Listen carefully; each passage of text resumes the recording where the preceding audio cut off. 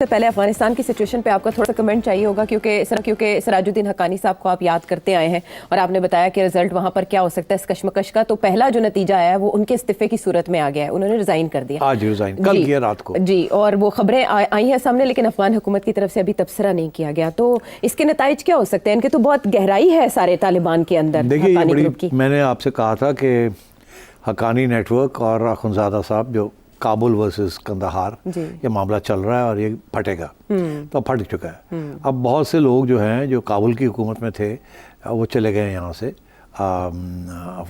Dubai, وہاں جا کے بیٹھ گئے.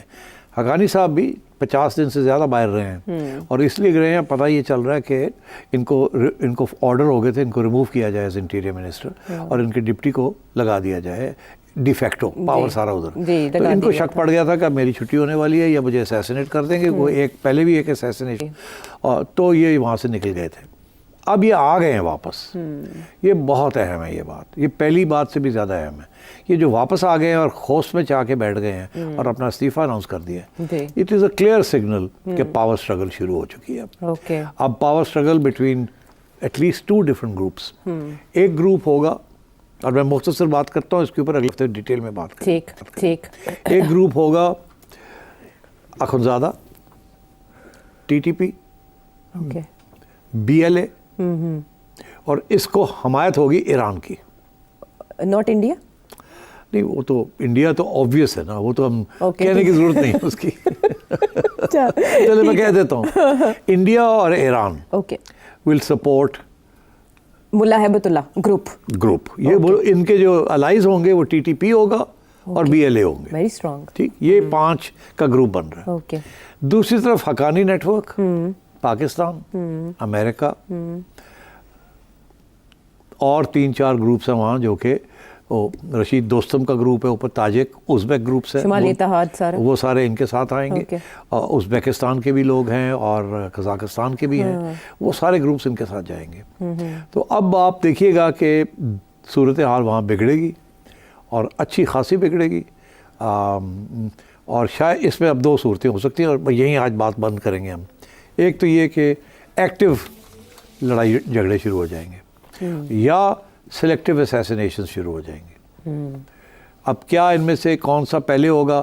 کیا سلیکٹیو اسیسینیشنز ہوں گی, ریزگنیشنز ہوں گے, لڑائی جھگڑے اور بعد میں ہوں گے, یا اسٹریٹ اوے آپ سمجھیں کہ دونوں مورچے ڈگ کر کے اور کابل والے گروپ والے لوگ وہاں لڑائی جھگڑے شروع ہو جائیں گے.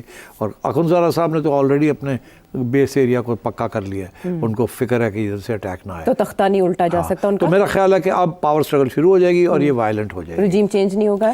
رجیم چینج آپ سمجھے نا کہ جب یہ پاور اسٹرگل شروع ہو جاتی تو رجیم تو رہتی نہیں ہے نا. ٹھیک ہے. اب یہ ہے کہ ان تھیوری تو اخنزادہ از دا ہیڈ, مگر اب حقانی نیٹ ورک جب ہے ان کے اور ان کے ساتھی وہ ان کو نکالنے کی کوشش کریں گے اور پاور سیز کرنے کی کوشش کریں گے as head of the Taliban, تو کیا ہوگا. چلے آنے والے شوز میں سٹ صاحب سے جانیں گے کہ اس سچویشن کا فائدہ کون کون سی پاورز. اب آپ کے سوالوں کی باری, اور لاہور سے سب سے پہلے ہے فرا. ہر ادارے کا تھنک ٹینک ہوتا ہے, تو ہمارے ادارے کا بھی تھنک ٹینک ہوگا, تو وہ جو فیصلے 10-20 سال پہلے کرنے ہیں تھنک ٹینک نے, انٹرنیشنلی جس کی ضرورت ہے یا مقامی طور پہ جس کی ضرورت ہے, تو وہ کیوں نہیں کرتے؟ بعد میں کیوں ہمیں خیال آتا ہے کہ یہ 10 سال 20 سال پہلے ہم کر لیتے تو یہ حال ملک کا نہ ہوتا. یہ مجھے بتائیں کہ وہ تھنک ٹینک کہاں ہے اور وہ کس کے لیے کام کرتے ہیں اگر ملک کے لیے کام نہیں کرنا. تھنک ٹینک اس ملک میں تھنک ٹینکس کوئی نہیں ہے. 3-4 ہیں, ان کو تھنک ٹینک نہیں آپ کہہ سکتے. انسٹیٹیوٹ آف فلانی اسٹڈیز اور انسٹیٹیوٹ آف فلانی اسٹڈیز اور foreign office institute, bureaucrats, retired bureaucrats بھر دیے ہیں جو کہ ایک انڈیپینڈنٹ سوچ نہیں ہے وہاں, اور وہ صرف وہی ہے کہ جو ریاست کے بیانیہ ہیں اسی کو چلاؤ, کوئی چیلنج نہ کرو, کوئی نئے فریش آئیڈیاز نہ لے کے آؤ, نتھنگ. تھنک ٹینک تو وہ ہوتا ہے جو تھنک کرتا ہے.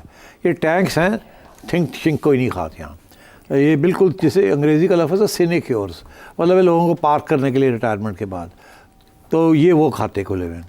اس لیے کوئی وہاں انڈیپینڈنٹ ریسرچ یا تھاٹ نہیں ہے وہاں. تو اس لیے یہ کس کو فیڈ کریں گے؟ جن کو فیڈ کرنا ہے وہ ہے آپ کی national security establishment. National security establishment بڑی انٹرسٹنگ ہے. 1-2 ان کی مین تھیمز ہیں جو 70 سال سے چل رہی ہیں. وہ یہ ہے کہ India is the enemy, every thing revolves around India is the enemy. کوئی ہم نے امن کی بات نہیں کرنی, ہم نے ڈیفینس ایکسپینڈیچرز کو تکڑا رکھنا ہے, ہم نے نیوکلیر بھی بنانا ہے, ہم نے یہ بھی کرنا ہے, تو کوئی انڈیپینڈنٹ تھنکنگ نہیں ہے.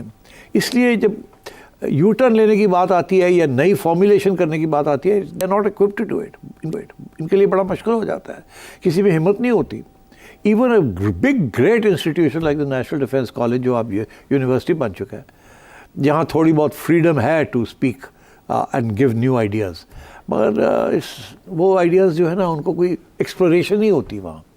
جو باہر سے لوگ آتے ہیں وہ بھی بڑا سوچ سمجھ کے بات کرتے ہیں, نہیں تو بین ہی نہ ہو جائیں. میں نے وہاں ایک زمانے میں کچھ باتیں کی تھی, اس وقت تو بڑی اس کی واہ واہ ہو گئی تھی, بعد میں مجھے بین کر دیا. آج تک میں بین ہی ہوں. تو اگر میری بات سننے کے لیے تیار نہیں تو تھنک ٹینک کہاں کی بات. تو اس لیے آئی ایم افریڈ یہاں کلچر ہی نہیں ہے تھنک ٹینک کا. یہاں کلچر ہے جی حضوری کا, یہاں کلچر ہے اسٹیٹس کو کا, اور وہی چل رہا ہے اس وقت. اس لیے اگر آپ سمجھتے ہیں کہ یہاں کوئی فریش تھنکنگ ہوگی, especially on national security issues, very difficult. جو نیشنل سیکورٹی اسٹیبلشمنٹ کے لوگ آتے ہیں نا, 3 سال 2 سال کے لیے آتے ہیں ایک عہدے کے لیے, آپ کا خیال ہے وہ کشتی کو ہلائیں گے؟ سوال ہی پیدا نہیں ہوتا. وہ تو already they are thinking of the کہ اب ریٹائرمنٹ ہے, 2 سال اسی اتھے رہنا ہے, اس کے بعد اسی جانا ہے, پلاٹ لے لیے, اے کر لیے, وہ کر لیے. There is no incentive for fresh thinking and for new policy formulations. America میں تو the whole notion of think tank تو امریکہ سے نکلا ہے نا, کہ جی فیڈ کریں into the establishment, new ideas, new processes, research کریں, یہ بتائیں. یہاں تو ہے ہی نہیں وہ. تو ایک زمانے میں ہمارا planning commission used to be your economic think tank. Ayub Khan کے زمانے میں ہماری پلاننگ کمیشن آف پاکستان ایک بہت اہم ادارہ تھا. وہاں 5 ایئر پلانز بھی بنتے تھے, سب کچھ ہوتا تھا. اب اگر پلاننگ کمیشن بھی ہو گیا, I am sorry to say, there is nothing there also. So therefore اب there is a poverty of philosophy, اور انفارچونیٹلی پاورٹی آف فلاسفی جو ہے leads only to one thing, the philosophy of poverty. یہاں philosophy of poverty کو کسی نے سمجھا ہی نہیں ہے کہ جی غربت یہاں کیوں ہے اور اس کو کیسے ختم کیا جائے. غربت کا فلسفہ ہے غربت. عدیل احمد, ہم پہلے آڈیو میسج بھیجتے تھے سٹی صاحب کو, پھر ان کی اسپیشل ریکویسٹ پہ ہمیں کہا گیا کہ جی آپ ویڈیو میسج بنا کے بھیجا کریں. تو الحمدللہ جب سے ویڈیو میسج بنا کے بھیجنا شروع کیے ہیں تو کبھی سڈنی سے گالیاں پڑی ہیں, کبھی کوئی ایڈیلیڈ سے میسج کر کے گالیاں دے رہا ہے, کبھی کوئی پاکستان سے الحمدللہ اتنے اچھے لفظوں میں یاد کر رہا ہے. ایک دوست نے تو آپ کو الومناتی فیتھ کا ریلیجن کا جو ہے وہ ممبر قرار دے دیا کہ جی وڈا تو آیا سیٹھی نو سوال بھیج دے ہیں. یہ میں جن کی آپ کو ایگزامپلس دے رہا ہوں, دس از دی کریم, مطلب پڑھے لکھے لوگ ہیں, سب ایجوکیٹڈ لوگ ہیں. ہم پچھلے کتنے 14-15 سال سے ہم بنا رہے ہیں ایک مائنڈ سیٹ, فلاں بھی چور ہے, فلاں بھی چور ہے, فلاں ڈاکو ہے, بس جس کے بارے میں جو ڈس انفارمیشن پھیلا دی گئی. اب سڈنلی آ کے اتنے سالوں بعد اب آ کے اگر ریاست چاہتی ہے کہ یہ پالیسی شفٹ کی جائے اور وہ نہیں ہو رہی, ظاہری بات ہے ٹائم لگتا ہے ہر چیز کو, تو وہ کیسے ریئیکٹ نہ کریں لوگ؟ بہت اچھا سوال ہے. آپ نے کہا 15 سال, میں کہتا ہوں 70 سال سے یہ کہا جا رہا ہے سیاستدان غلیظ ہیں, سیاستدان چور ہیں, گندے ہیں, اور یہ ان پیٹریوٹک ہے.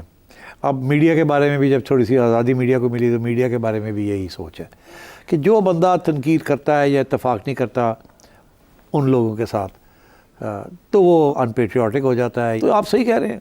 اب یہ جو نون لیگ والے ہیں اور یہ پیپلز پارٹی والے ہیں, جب 1988 کے بعد ان کی حکومتیں آئیں گئیں, یہ ایک تو یہ کہ اسٹیبلشمنٹ ان کو چور چور چور چور, پھر یہ ایک دوسرے کو چور چور چور چور. تو اب کیا یہ سمجھتے ہیں کہ یہ جو نوجوان طبقہ جو چور چور چور چور سنتا آیا ہے وہ اب آپ کو کہے گا کہ نہیں یہ تو چور نہیں ہے, چور چور چور چور. اور خان صاحب آئے ہیں تو وہ تو انہوں نے جن کے نا کل ٹھوکتا کہ ہے ہی چور, تو گل ہی نہیں کی جا سکتی.